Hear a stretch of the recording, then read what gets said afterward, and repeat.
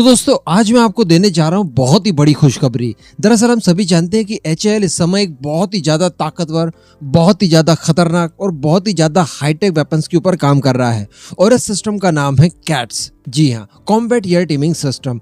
अब हम लोग ये जानते हैं कि इसमें कई तरह के अलग अलग हथियार हैं जिनको एक सामूहिक रूप से आप इस्तेमाल कर सकते हैं तेजस मैक्स से, या फिर आने वाले समय में हमारे दूसरे फाइटर जेट के जरिए भी आप इनका इस्तेमाल कर सकते हैं। इसमें सर्विलांस से लेकर अटैक तक के सारे कुछ साधन हैं, तो इससे ज्यादा अच्छा और ताकतवर हथियार कोई दूसरा नहीं हो सकता। कैट्स की बात की जाए तो सामूहिक रूप से इस तरह से किसी ने आज तक इस्तेमाल नहीं किया होगा इन्हें, जैसा कि भारत करने वाला है। अब इसको लेकर चरणबद्ध काम किए जा रहे हैं, अलग अलग वेपन्स के ऊपर काम किए जा रहे हैं, लेकिन यहाँ पर इसके एक बहुत ही प्रमुख पार्ट को लेकर एक जानकारी निकल कर आई है, वही मैं आज आपको दूंगा।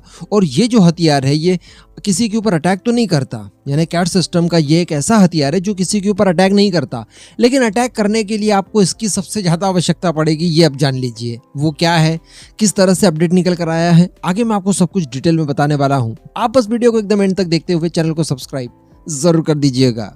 तो यार पहले तो मैं क्विक अंदाज में जिन्हें नहीं पता उन सभी को बता दूं कि कैट सिस्टम में कौन कौन से वेपन्स होने वाले हैं। तो इसमें होंगे स्वार्म ड्रोन्स, इसी के साथ साथ होगा रॉयल विंगमैन, आगे जाकर देखें तो क्रूज मिसाइल होगी, हेल मेल क्लास के UAVs होंगे, और साथ ही सबसे ज्यादा ताकतवर चीज इसमें वो होगी सूडो सैटेलाइट। हम सभी जानते हैं कि सूडो सैटेलाइट जो होते हैं ये काफी लंबा एंड्योरेंस आपको देते हैं और काफी ज्यादा एल्टीट्यूड पर ये फ्लाई करते हैं।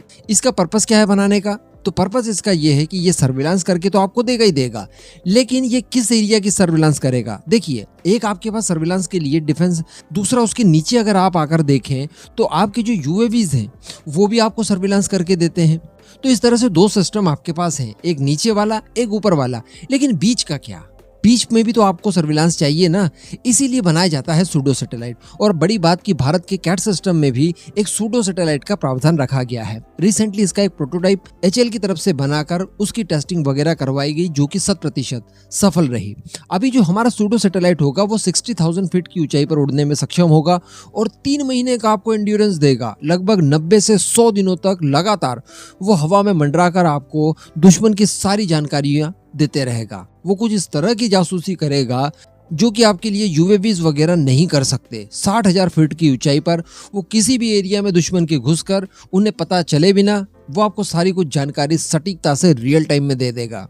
तो जैसा कि मैंने आपको बताया, आपने भी कुछ समय पहले सुना होगा कि इसका एक प्रोटोटाइप रिसेंटली परीक्षण किया गया था, जो कि इसका डाउन स्केल वेरिएंट था और इसके जो विंग स्पैन है वो टोटल 8 मीटर के थे। अभी हमको जो ओरिजिनली सूडो सैटेलाइट का निर्माण करना है उसके विंग स्पैन कितने होंगे?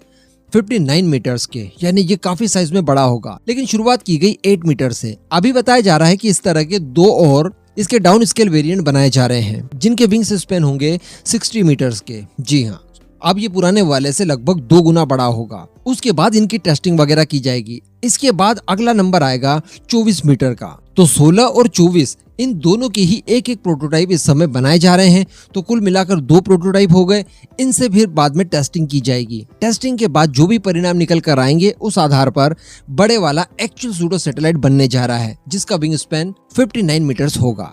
ये पूरी तरह से सोलर पैनल से चलेगा। इसके अंदर बैटरीज वगैरह होंगी जो कि इसे चार्ज किया करेंगी।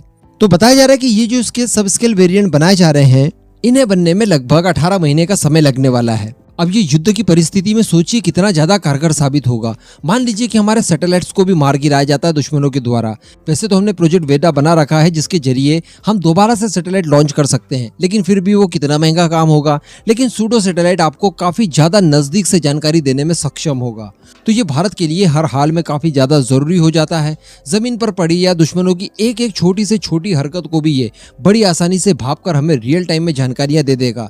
दुश्मन कहीं पर भी छुपा हो इसकी नजरों से नहीं बच सकता। इसी के साथ साथ इसका दूसरा यूज भी आप कर सकते हैं सिविलियन कामों के लिए, जैसे मौसम की जानकारी वगैरह पता लगाना। ये सब छोड़ दीजिए, फालतू की चीजें हैं, लेकिन इसके अलावा ये आपको 5G नेटवर्क प्रोवाइड कराने में भी सक्षम होगा। और बताया जा रहा है कि केवल 3 सूडो सैटेलाइट के जरिए आप पूरे दिल्ली को, जी हाँ पूरे दिल्ली को 5G नेटवर्क से जोड़ सकते हैं। तो सोचिए ये कितना ज्यादा पावरफुल होगा और साइज में बड़ा होगा।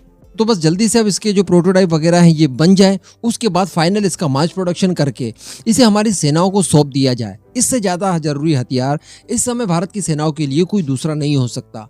ये बहुत ही ज्यादा इंपॉर्टेंट है। एक छोटी सी वीडियो में इसका बखान करके इसे जस्टिफाई नहीं किया जा सकता। ये बहुत ज्यादा इंपॉर्टेंट चीज होगी भारत के लिए। इस पूरे मुद्दे पर अब आपका जो भी मानना हो नीचे कमेंट करके जरूर बताइएगा।